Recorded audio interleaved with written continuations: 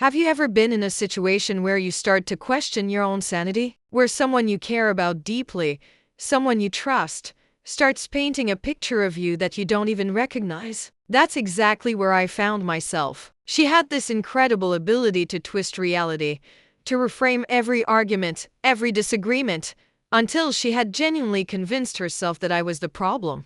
Not just a part of the problem, but the entire source of it. It didn't happen overnight. It was a slow, creeping process. It started with small things. I'd remember a conversation one way, and she'd insist it happened completely differently. She'd say, "You're just being too sensitive," or "You always overreact." At first, I'd second guess myself. Maybe I was being too sensitive. Maybe my memory was faulty. It's easy to give someone you love the benefit of the doubt, right? You want to believe the best in them. So, I started trying to be less sensitive. I tried to be more careful with my words, to walk on eggshells, hoping to avoid setting off another disagreement. But it didn't matter. The goalposts were always moving. If I was calm, I was being dismissive and cold. If I showed emotion, I was being dramatic and unstable. There was no right way for me to be, because the problem wasn't my behavior. The problem was the narrative she needed to believe. I remember one specific fight. It was about something trivial.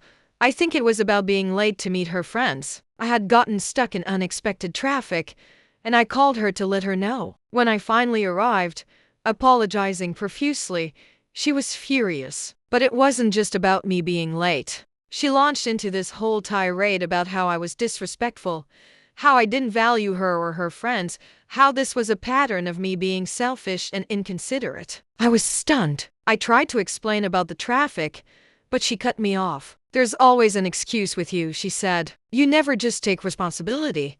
And that was the word she used all the time. Responsibility. But to her, responsibility didn't mean both of us looking at our part in a conflict. It meant me admitting that I was fundamentally flawed and that everything was my fault. In her version of our relationship, she was the patient, long-suffering partner, putting up with my constant mistakes and emotional shortcomings. And the scariest part is, she truly believed it. I could see it in her eyes. It wasn't a malicious act in the way you'd think of a comic book villain. It was a deeply ingrained defense mechanism. By making me the villain of the story, she never had to look at her own insecurities, her own fears, her own contributions to our issues. She was always the victim, and I was always the perpetrator. This narrative started to bleed into other areas of my life. I started to feel anxious all the time. I'd replay conversations in my head, over and over, trying to figure out what I did wrong. My confidence plummeted. I began to isolate myself from my friends because I was embarrassed. How could I explain that the person I loved saw me as this terrible human being? And worse, what if she was right? What if I really was the problem? That's the insidious nature of this kind of dynamic. It chips away at your sense of self until you don't know who you are anymore. You start to see yourself through their distorted lens. Their voice becomes your inner critic. The turning point for me came when I was talking to my sister. I was trying to explain yet another fight we'd had, and I was doing the usual thing, blaming myself. I said something like, "I guess I just pushed her too far this time."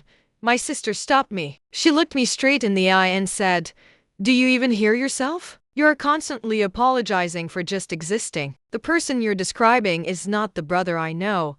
It was like a light bulb went on. Hearing an outside perspective, from someone who knew me my whole life, was the crack in the facade I needed.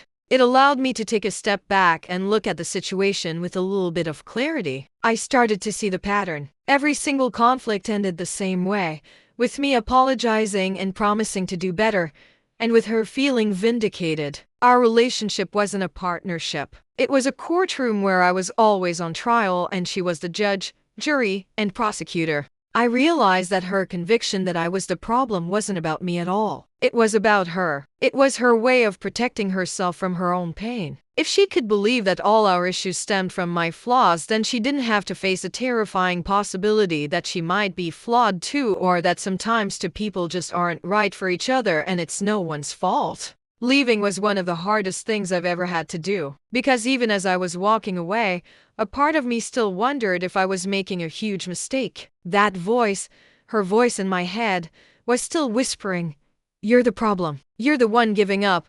The process of unlearning that narrative has been long and difficult. It's involved a lot of self-reflection, talking with friends, and honestly, just being kind to myself. I had to rebuild my sense of self from the ground up. I had to learn to trust my own perceptions again, to validate my own feelings without needing someone else's approval. I had to rediscover the person I was before my reality was constantly questioned. It's been a journey, and it's not over. But what I've learned is that you cannot build a healthy relationship with someone who needs you to be the villain in their story. You can't fix someone who has convinced themselves that you are the one who is broken. The only thing you can do is remove yourself from the narrative. You have to choose to be the hero of your own story, even if it means walking away from someone you love. If you're in a situation like this, where you feel like you're constantly being blamed and you're starting to believe it, please talk to someone you trust, a friend, a family member, or a professional. Sometimes all it takes is one person reflecting your true self back to you to see how distorted the picture has become. You're not the problem. Your feelings are valid, and you deserve to be in a relationship where you feel seen, respected, and loved for who you are, not for who someone needs you to be. Thanks for listening.